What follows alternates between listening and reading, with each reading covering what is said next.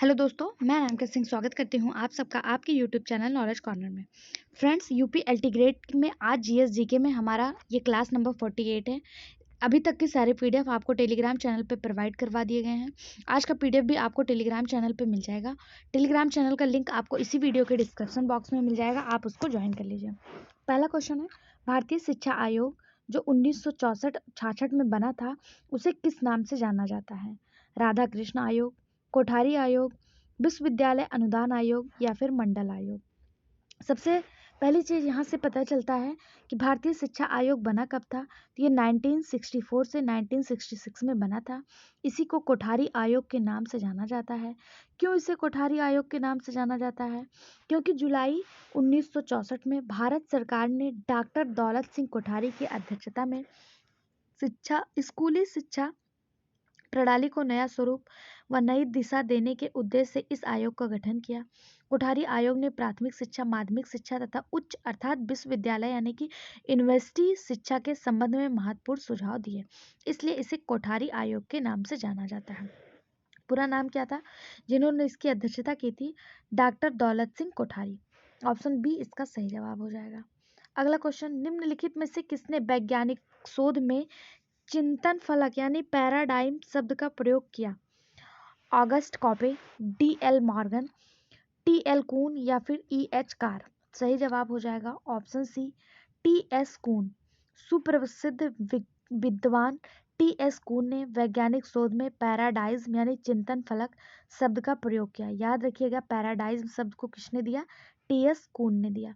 विज्ञान व शोध में चिंतन फलक वर्तमान सिद्धांत या विचार आधार का एक भिन्न समूह है जिसमें सिद्धांतों, शोध विधियों व पॉस्टुलेट्स और किसी क्षेत्र में वैध योगदान के लिए मानक को शामिल करता है। अगला क्वेश्चन, शोध के दौरान ऐसी परिकल्पना का चयन बेहतर है जो डैश अंतरिम हो? पहला ही बिल्कुल सही जवाब है। शोध के दौरान ऐसी परिकल्पना का चयन बेहतर है जो अंतरिम हो। शोध परिकल्पना दो प्रकार की होती है, एक दिशात्मक, एक आदेशात्मक। दिशात्मक परिकल्पना में परिकल्पना किसी एक दिशा अथवा दशा की ओर इंगित करता है, जबकि आदेशात्मक परिकल्पना ऐसी नहीं होती है। ऑप्शन ए इसका सही जवाब हो जाएगा। अगला क्वेश्चन, विश्वविद्यालय अनुदान आयोग की स्थापना किस वर्ष हुई? यानी यूजीसी जिसे आप कहते हैं, यूनिवर्सिटी ग्रांट कमीशन। विश्वविद्यालय अनुदान आयोग की स्थापना कब हुई थी? 1945, 54, 1956, 1958 या 1960? सही जवाब हो जाएगा ऑप्शन बी, 1956। 1956 में यूजीसी यानी विश्वविद्यालय अनुदान आयोग, यूनिवर्सिटी ग्रांटेड कमीशन की स्थापना हुई। यह संविधिक संस्था के रूप में 1956 में की गई। विश्वविद्यालय अनुदान आयोग शिक्षा के मापदंडों के समन्वय, निर्धारण और अनुरक्षण हेतु स्थापित एक स्वायत्त संगठन है।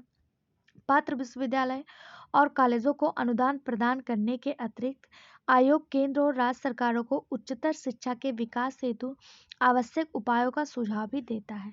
यह बेंगलुरु, गुवाहाटी, भोपाल, हैदराबाद, कोलकाता और पुणे में स्थित अपने 6 क्षेत्रीय कार्यालयों के साथ साथ नई दिल्ली से कार्य संचालन करता है। तो ऑप्शन बी इसका सही जवाब हो जाएगा। यूजीसी की स्थापना 1956 में हुई थी। अगला क्वेश्चन, किस देश ने हाल ही में मानव रोबोट सोफिया को नागरिकता प्रदान किया? चीन, ईरान, सऊदी अरब या इराक? तो 2017 की बात है। सऊदी अरब में एक रोबोट था जिसका नाम सोफिया था। इसको नागरिकता प्रदान किया गया था सऊदी अरब में। 2017 में सऊदी अरब ने मानव रोबोट सोफिया को नागरिकता प्रदान की। डेविड हैंसन की हैंसन रोबोटिक नामक कंपनी ने इस रोबोट को बनाने का काम किया था। अगर पूछा जाए सोफिया रोबोट को किसने बनाया था, तो डेविड हैंसन की कंपनी है जिसका नाम हैंसन रोबोटिक है, इसने इस रोबोट को बनाया था। सोफिया को संयुक्त राष्ट्र विकास कार्यक्रम यानी UNDP, United Nation Development Programme का पहला नवाचार यानी पहला इनोवेशन चैंपियन नामित किया गया था। ऑप्शन सी इसका सही जवाब हो जाएगा। अगला क्वेश्चन, पश्चिम घाट पारिस्थितिकी की विशेषज्ञ पैनल WGEEP का अगुवा कौन है? आर के पचौरी, वंदना शिवा, माधव गाडगिल या प्रदीप कृष्णा? सही जवाब हो जाएगा ऑप्शन सी, माधव गाडगिल। पश्चिम घाट पारिस्थितिकी की विशेषज्ञ पैनल WGEEP का गठन 2010 में माधव गाडगिल के नेतृत्व में हुआ, जिसका उद्देश्य पश्चिमी घाट के संरक्षण और देखभाल के लिए रिपोर्ट तैयार करना था।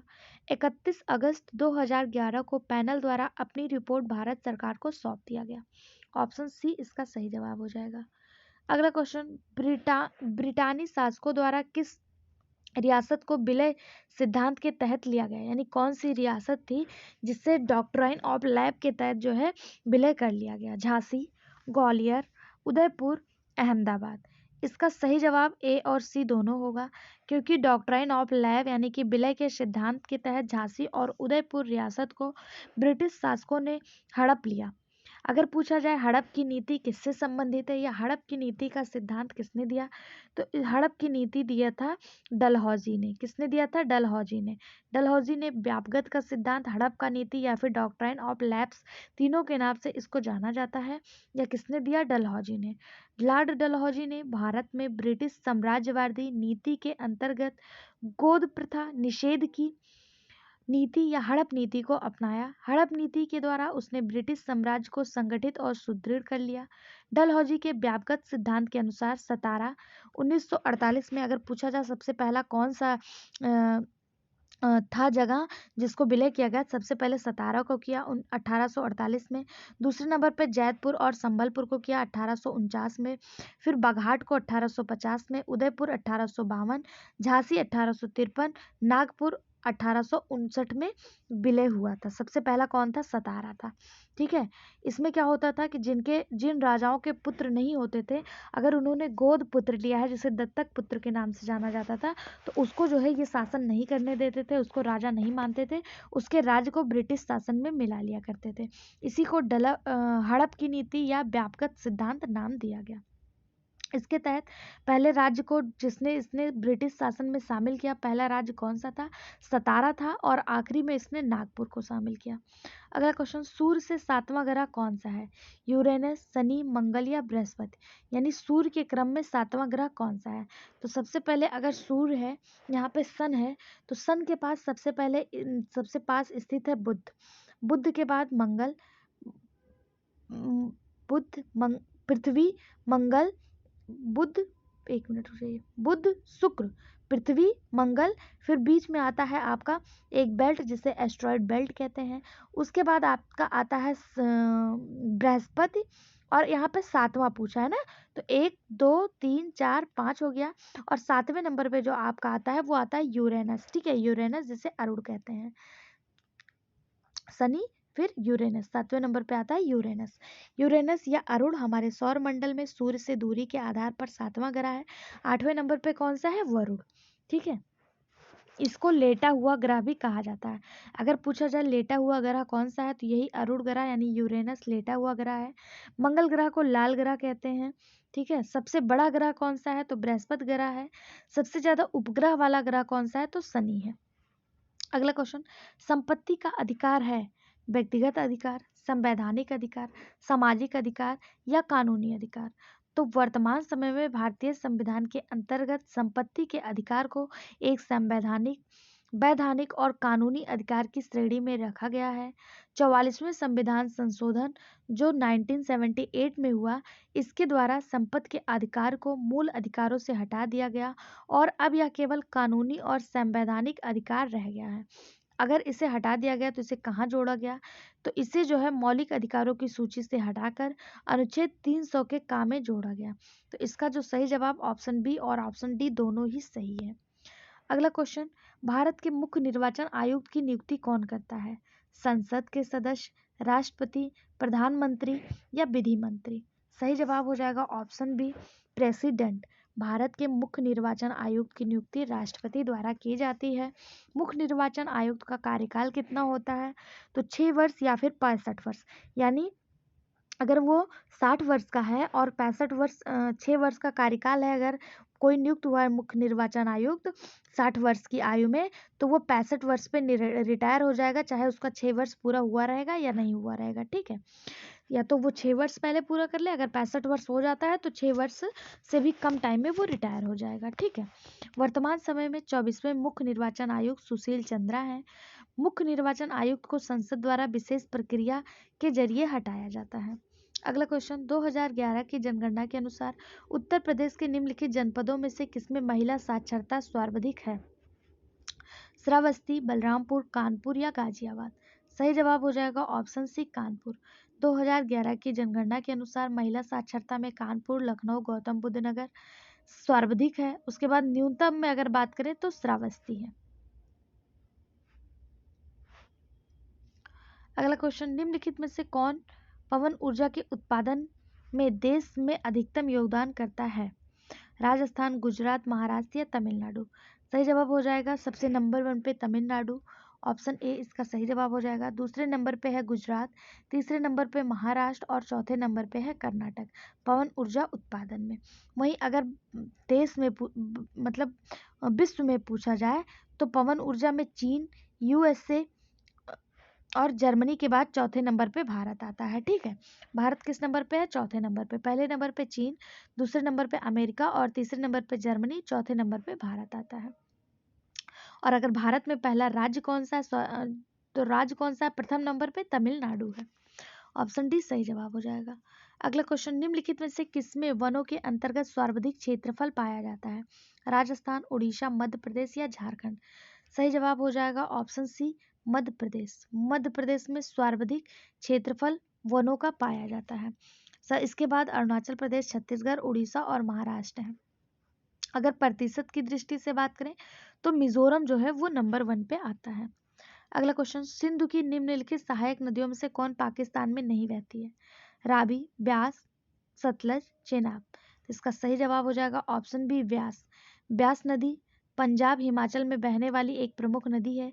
इसका उद्गम रोहतांग दर्रे के निकट होता है ब्यास कुंड से, और यह हरिके के पास सतलज नदी में मिल जाता है। यानी इसका उद्गम भी भारत में और इसका विलय भी भारत में ही होता है। बाकी रावी, सतलज और चेनाब ये तीनों नदियां जो हैं सिंधु नदी की सहायक नदी है, और ये तीनों ही पाकिस्तान से होकर बहती है। अगला क्वेश्चन, निम्नलिखित राज्यों में कौन भारत में लौह अयस्क का बृहत्तम उत्पादक है? यानी भारत में लौह अयस्क सबसे ज्यादा कहाँ उत्पादित होता है? उड़ीसा, झारखंड, बिहार या छत्तीसगढ़? सही जवाब हो जाएगा ऑप्शन ए उड़ीसा। उड़ीसा में सर्वाधिक लोहा का उत्पादन किया जाता है। दूसरे नंबर पे छत्तीसगढ़, तीसरे नंबर पे कर्नाटक और चौथे नंबर पे झारखंड आता है। लौह अयस्क उत्पादित कहाँ होता है? तो उड़ीसा में। लेकिन अगर पूछा जाए लौह अयस्क का सर्वाधिक भंडारण कहाँ पे है, तो कर्नाटक में है। कहाँ पे है? कर्नाटक में है। लौह अयस्क बहुत सारे प्रकार के होते हैं, जिसमें मैग्नेटाइट, लियोटाइट, हेमेटाइट ये सब लौह अयस्क के प्रकार होते हैं। अगला क्वेश्चन, निम्नलिखित नगरों में कौन गंगा के दाहिने तट पर स्थित नहीं है?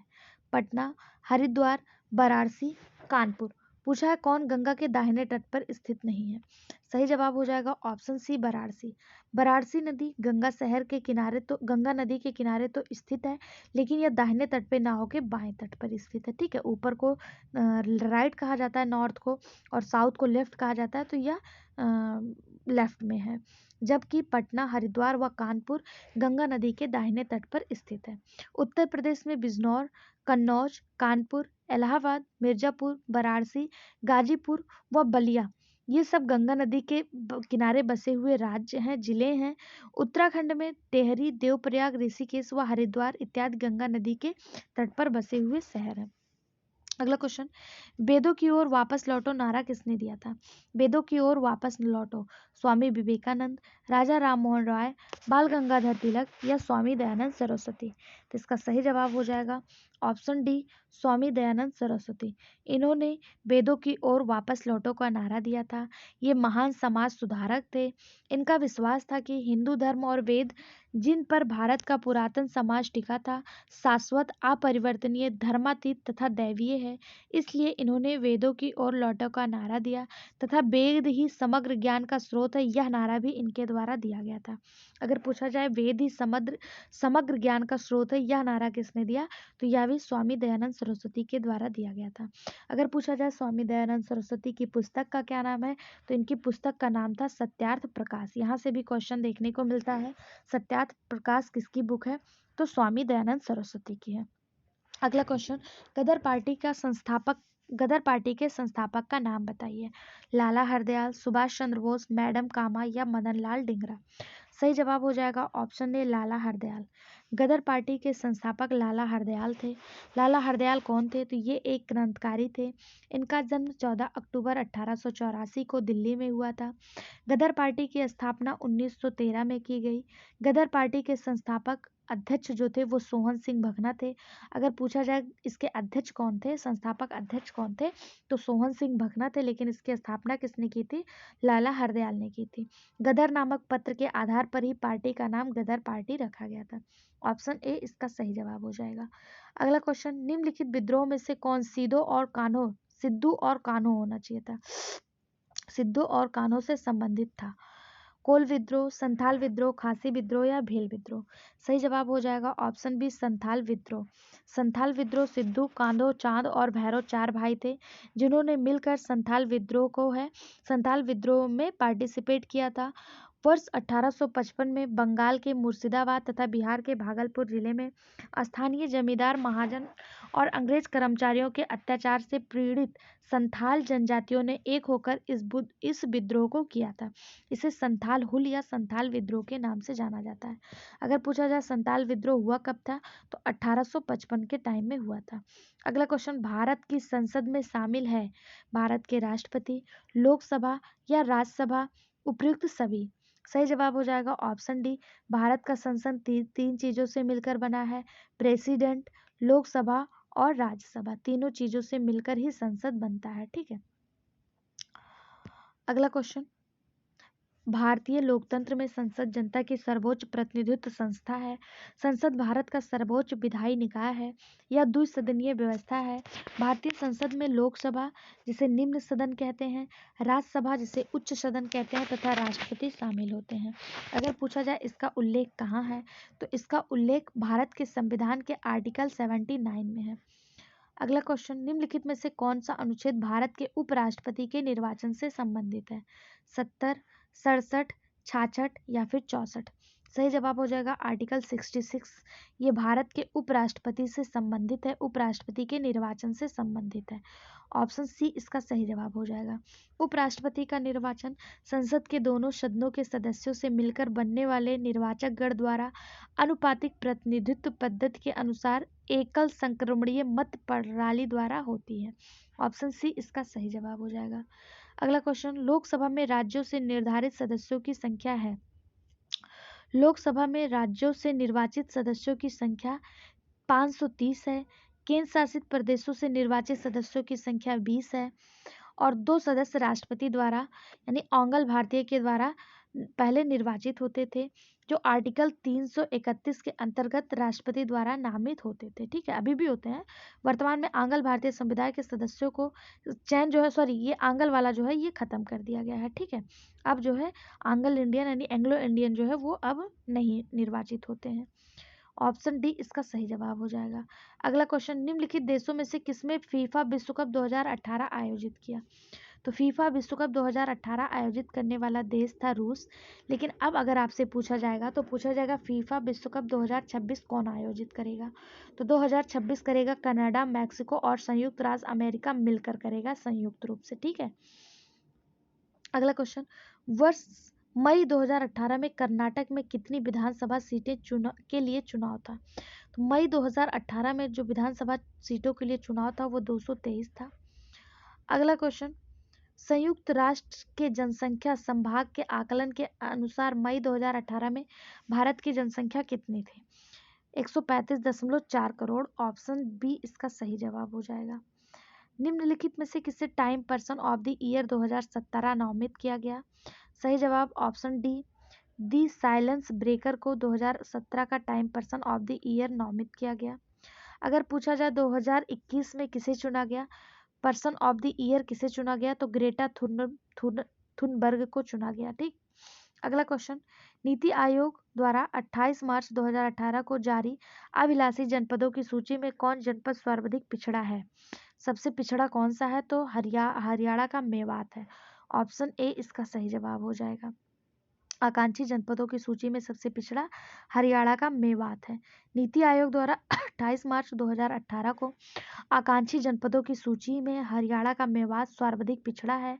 मार्च 2018 में नीति आयोग द्वारा देश में 115 आकांक्षी जिलों के लिए बेसलाइन रैंकिंग की शुरुआत की गई।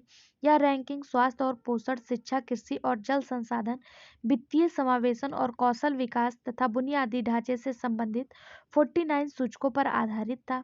इस संबंध में नवीनतम उपलब्ध डाटा के आधार पर 101 आकांक्षी जिलों की रैंकिंग जारी की गई, जिसमें हरियाणा का मेवात 101वीं रैंक पे था। इसमें विजयनगरम जो आंध्र प्रदेश में है ये प्रथम रैंक पे था। नीति आयोग ने वर्ष 2021 के अभिलाषी जनपदों की सूची में सर्वाधिक पिछड़ा जो था वो मणिपुर का चंदेल था, और शीर्ष पे कौन सा था, मतलब पिछड़े में शीर्ष पे था। ठीक है, अगला क्वेश्चन, निम्नलिखित में से किसे भारतीय डीएनए फिंगरप्रिंट तकनीक का जनक कहा जाता है? यशपाल, लालजी सिंह, UR राव या फिर RP रस्तोगी? इसका सही जवाब हो जाएगा ऑप्शन बी, लालजी सिंह। भारतीय डीएनए फिंगरप्रिंट्स तकनीकी के जनक लालजी सिंह को माना जाता है। भारत में पहली बार क्राइम इन्वेस्टिगेशन में के लिए 1988 में प्रोफेसर लालजी सिंह ने डीएनए फिंगरप्रिंट तकनीक की खोज की। यह वही तकनीक है जिससे आपकी पहचान की जाती है, जो आधार कार्ड में, एग्जाम देते टाइम हर जगह आपके फिंगर को लगा के पहचाना जाता है। इससे अपराधियों की खोज को भी सुनिश्चित किया जाता है। अगला क्वेश्चन, निम्नलिखित में से कौन शिक्षण का स्तर नहीं है? स्मृति स्तर, विभेदी स्तर, विमर्शी स्तर या अबोध स्तर? सही जवाब हो जाएगा ऑप्शन बी, विभेदीकरण स्तर। अधिगम स्तर के आधार पर शिक्षण के तीन स्तर, स्मृति स्तर, विमर्शी स्तर और अवबोध स्तर। स्मृति स्तर का शिक्षण उसे कहा जाता है जिसमें छात्र अधिगम की विषय वस्तु को रटने तक सीमित रखता है लेकिन अर्थ नहीं जानता है। अवबोध स्तर किसी विषय वस्तु के प्रति पहचान कायम करने या उसकी प्रकृति को समझने के लिए किया जाता है। और चिंतन या विमर्शी स्तर होता है, वह स्तर होता है जिसमें समस्या का समाधान प्रदान करता है। ठीक है, अगला क्वेश्चन, निम्नलिखित में से किसे मानव विकास सूचकांक की संकल्पना को प्रारंभ करने का श्रेय दिया जाता है? तो सही जवाब हो जाएगा महबूब उल हक, जो पाकिस्तानी प्रसिद्ध अर्थशास्त्री थे। महबूब उल हक को मानव विकास सूचकांक की संकल्पना को प्रारंभ करने का श्रेय दिया जाता है। मानव विकास सूचकांक का मूल्य 0 से 1 के बीच होता है। जिस देश का सूचकांक का मान जितना अधिक होगा वह देश मानव विकास सूचकांक की श्रेणी में उतना ही अधिक पर होगा। मानव विकास सूचकांक 2020 में भारत का 131वां रैंक था। इसको शुरू किसने किया था? तो पाकिस्तान के अर्थशास्त्री महबूब उल हक के द्वारा शुरू किया गया था, ह्यूमन डेवलपमेंट इंडेक्स। आज के 30 क्वेश्चन यहीं पे कंप्लीट होते हैं। इसी तरह जीएस जीके के 30 क्वेश्चन आपको पर डे मिलते रहेंगे। चैनल को सब्सक्राइब कर लीजिए। इसी चैनल पे KVS, NBS, TGT, PGT, LT grade के लिए बायोलॉजी, जीएस जीके भी कराया जा रहा है, तो आप उसे भी जरूर देखिए। Thank you.